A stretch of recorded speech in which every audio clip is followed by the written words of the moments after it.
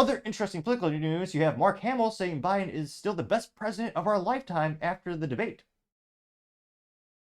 I'm not sure, but I did fact check it. I don't think Mark Hamill is blind or deaf. I did do some research for this. Now, people mainly know Mark Hamill because his rudimentary movie Star Trek or Star Wars, but his only good hit of all time was Corvette Summer, obviously. It was about the summer and Corvettes, the American sports car. May would say it was awesome because it used to have 3 pedals, as all cars should have, but GM and Mary Barr killed that. But let's go to see what Mark Hamill has to say, which, I mean, he's very much a leftist. He will literally spend all day just bragging about Joe Biden. I'm not sure why. I mean, it might get, maybe it'll get him some more Hollywood movies. I mean, he's already made his money, so I think it's an ideological thing. And I mean, he already fits in with Hollywood. This solidifies those relationships. Now, Mark Hamill says, quote, "One night off doesn't change the fact that Joe Biden is the most successful legislatively president of our lifetime. One off night also doesn't change the fact that the former guy is a convicted felon, serial liar, and adjudicated rapist who is unfit for any office, period." This is one of Mark's most viral posts, getting 4.7 million views and a lot of likes, 89,000 likes. So again, the power of Hollywood and power of culture and the power of, actors and actresses, I suppose, is a lot of people worship them. And I'm sure there are some people who will vote left and right just because the famous person tells it to, which is rudimentary to say the least. Do your research on both politicians and choose the best man for the job. I always tell people, if you can't tell me 3 specific bullet points why you're voting for someone, I'm not sure I don't think you're an informed voter. Now, nevertheless, again, 4.7 million views.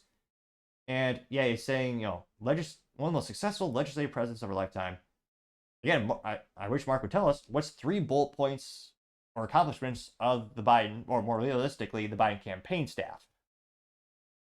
I mean, in terms of my anecdotal experience, just doing some research, I know Biden helped avert a labor strike with the train unions, which that's good because, again, those mobsters, very hardworking union members, well, if they were to just not work, more work even less than usual, I should clarify that, well, it'd be hard to get goods and services transported throughout the United States. That would not be a good thing. Now, granted, he was able to do that by just bending over and giving them everything they want. Definitely don't agree with that methodology, but at least there wasn't that strike. So it also increased the cost of goods sold for everyone. So, yeah, that's not good. But, yeah, I'd be very interested to hear what's Mark's 3 specific bullet points. I know Mark is also very much happy, wants to defend Ukraine. I'm not sure why, but that's something he cares about too. Again, no bullet points. Again, if you want to, a lot of people are going to listen to him emotional rhetoric, but again, he should say, here's the top 3 bullet points of Biden's accomplishments. What are they, Mark? Now, one of the first comments, and again, I do follow people who are far left as well as middle, a couple right, so we do have some diverse comments here, thankfully. One of the first ones comes from Paul Suzupa saying, quote, "Joe Biden is the worst, quote-unquote, president in U.S. history. Mark Hamill trying to rewrite off tonight as a one night just shows that Hamill refuses to be intellectual honest. He's consumed by TDS, getting 10,000 likes."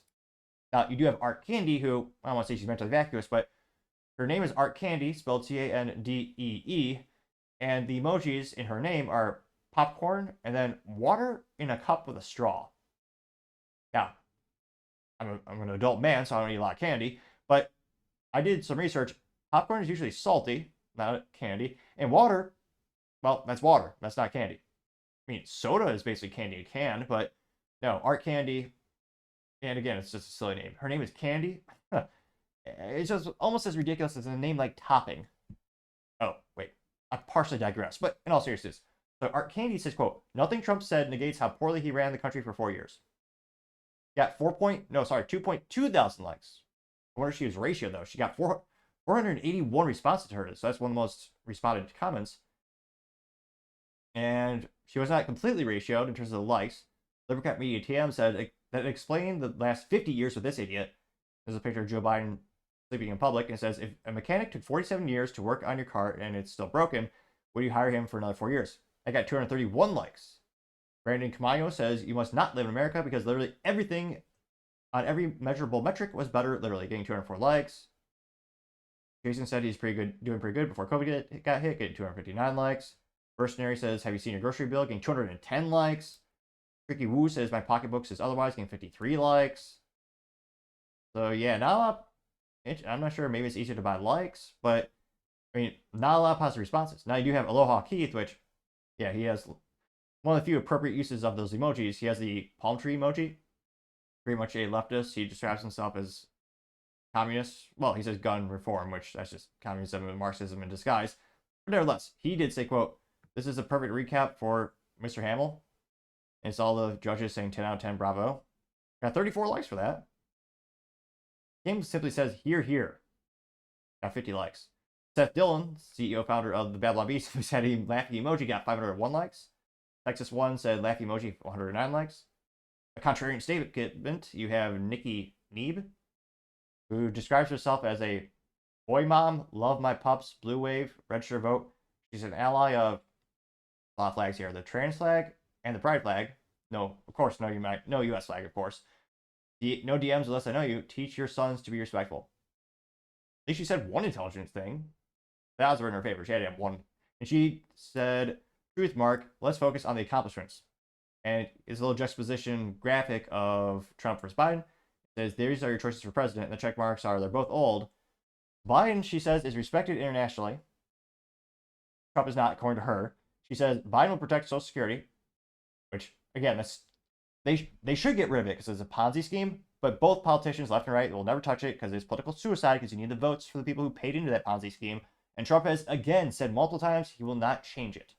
They should. It's one of the biggest contributing factors bankrupting our country, but they won't.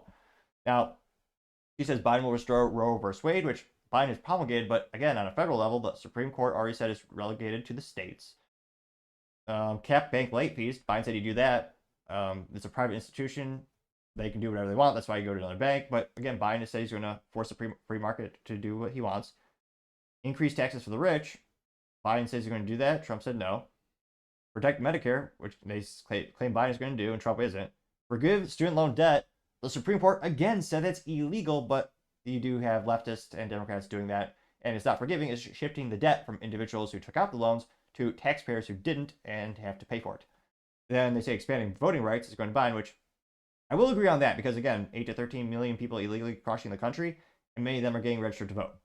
So I do agree with some of her points, just most of them are mentally vacuous. Now, I didn't agree with her, but 1.2 thousand people did like her infographic. Or, I should say lack of infographic. What's the antithesis of knowledge? Leftism? I don't know. But scrolling down more and more. Sarah Rose says, are you effing high? Getting 4,000 likes. Is that Chewie from the Star Wars, Star Trek? I'm kidding. I know it's Yoda. I've seen it once or twice. Livercat Media says, you're a doofus, and it has Yoda saying, moron Mark Hamill is, getting 3.8 thousand likes. Right Wing Dad says, Luke, that was embarrassing, getting 4.6 thousand likes. Let's see here. If there's any contrarian statements, most of them are all middle or right, just roasting Mark Hamill.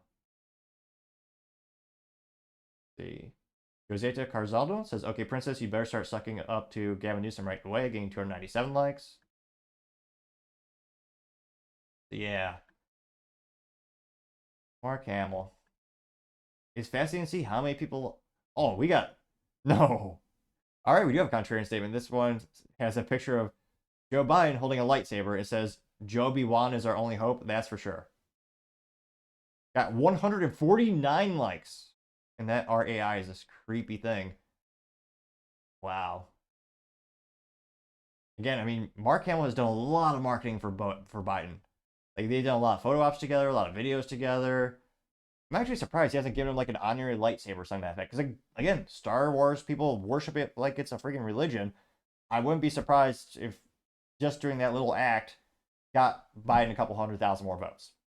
As silly as that might sound, it's not out of the realm of possibility. People love that franchise, and a lot of people love Mark Hamill.